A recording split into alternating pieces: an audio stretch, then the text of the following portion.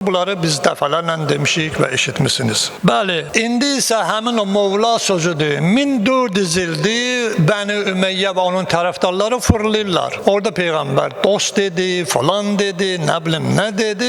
Güya ki, Peyğəmbər əleyhini dost tanıtmaq üçün yer tapmamışdı. Elə cəmaatın içində gərək gələydi, nə bilim falan. Artıq sözlər. Və ilk dəfə Peyğəmbər əleyhissalam ki, bu sözü deyəndən sonra dedi, indi gəlin Əliyə beyyət eləyin. Birinci növbədə kim gəldi? Həmin o xəlifələr. Və hətta Ömər gəldi, bəxun ya Ali. Ey Ali, təbrik edirəm sən. Sən bugündən sonra bütün İslam aləmində möminlərin rəhbərisən, ağasısan. Bəyəm, burada rəhbərlikdən söhbət getmirsə, onu təbrik eləmənin nə mənası var idi?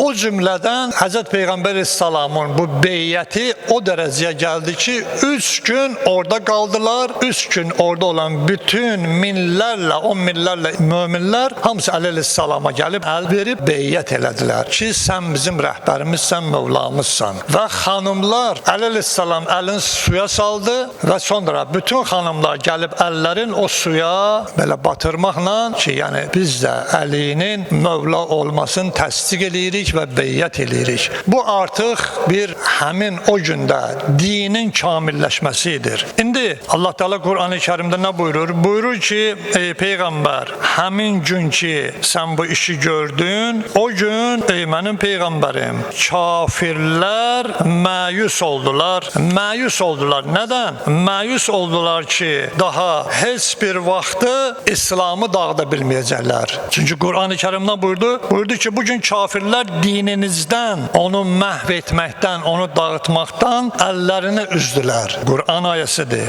Və buyurur ki, ey mənim Peyğəmbərim, onlardan qorxmayın, məndən qorxun. Məndən qorxun, dininizi sizin üçün kamil elədim və sizə olan nemətimi tamamladım və sizin üçün din olaraq İslamı bəyənib seçdim. Peyğəmbər əleyhissalam ayə ilə bunu insanlara çatdırdı. İndi buradan sual olar ki, bəyəm, din kamil olmamışdı, namaz da qılınmışdı, oruç, cihad, bütün hər bir şey. Amma din kamil deyildi ki, Allah bu Qur'an-ı Kərimdə buyurdu ki, bu imaməti tapşırmaqla sizin dininizi kamil elədim.